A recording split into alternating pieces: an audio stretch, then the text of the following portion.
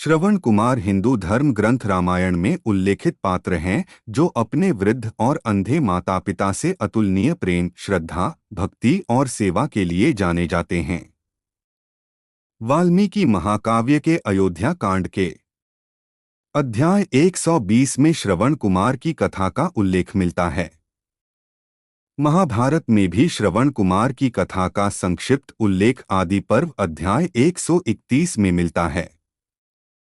शांतनु और ज्ञानवती नामक दंपति को कई वर्षों की प्रार्थना और तपस्या के पश्चात भगवान ब्रह्मा जी के आशीर्वाद से श्रवण कुमार के रूप में संतान की प्राप्ति हुई। श्रवण कुमार की अपने माता पिता के प्रति अद्वितीय प्रेम और श्रद्धा थी। वे अपने अंधे और वृद्ध माता पिता की जरूरतों का पूरा ध्यान रखते थे और उनकी हर इच्छा पूरी करने का प्रयास करते थे। वे श्रद्धापूर्वक अपने माता पिता की सेवा किया करते थे। एक बार श्रवण कुमार के माता पिता आत्मा की शुद्धि के लिए 4 धाम की तीर्थ यात्रा करना चाहते थे। उन्होंने अपनी यह इच्छा अपने पुत्र श्रवण कुमार को डोट बताई। उसने अपने अंधे माता पिता को एक कांवर में बैठाया और उसे अपने कंधे पर उठाकर उन्हें तीर्थ यात्रा के लिए लेकर चल पड़ा। जब वे एक घने जंगल से गुजर रहे थे तो गलती से श्रवण कुमार ने ऋषि विश्वामित्र के ध्यान में खलल डाल दिया। ऋषि विश्वामित्र क्रोधित हुए, परंतु जब उन्होंने श्रवण कुमार की अपने माता पिता के प्रति निष्ठा देखी तो उन्होंने श्रवण कुमार को आशीर्वाद दिया।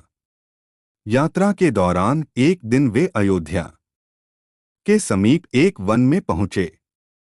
अंधे माता पिता को प्यास लगने पर श्रवण कुमार अपने प्यासे माता पिता के लिए जल लाने के लिए सरयू तट पर पहुंचे। तभी वहां राजा दशरथ शिकार करते हुए पहुंचे। श्रवण कुमार के जल भरने के स्वर से उन्हें लगा जैसे कोई जानवर नदी पर जल पी रहा है। इसी भ्रम में उन्होंने श्रवण कुमार पर शब्दभेदी बाण चला दिया, जिससे वे बुरी तरह घायल हो गए। उनकी कराहने की आवाज सुनकर राजा दशरथ घायल श्रवण कुमार के पास पहुंचे।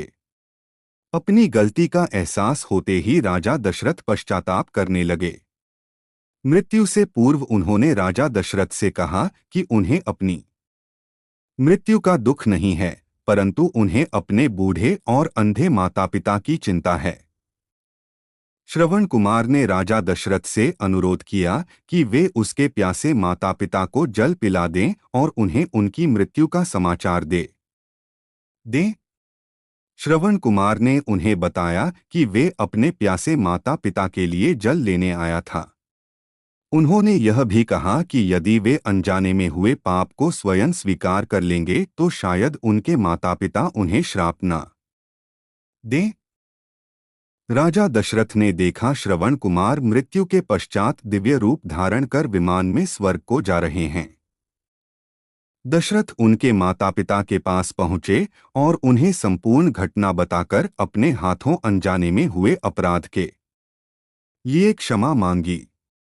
यह स्वीकार करने के बावजूद कि यह एक दुर्घटना थी, वे उस सदमे को बर्दाश्त नहीं कर पाए।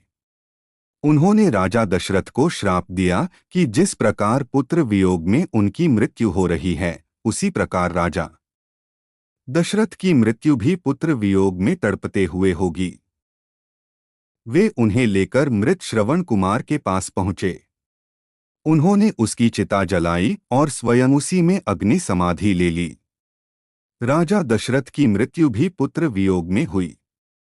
भगवान श्री राम की सौतेली मां कैकेयी ने राजा दशरथ से वरदान मांगा कि श्री राम को 14 वर्ष का वनवास दिया जाए। अपने पिता के वचन को पूरा करने के लिए श्री राम ने 14 वर्ष का वनवास सहर्ष स्वीकार कर लिया। भगवान श्री राम के 14 वर्ष के लिए वनवास पर जाने के पश्चात राजा दशरथ पुत्र वियोग को सहन नहीं कर सके और उन्होंने अपने पुत्र भगवान श्री राम के वियोग में तड़पते हुए अपने प्राण त्याग दिए। इस प्रकार श्रवण कुमार के बूढ़े और अंधे माता पिता का श्राप पूर्ण हुआ।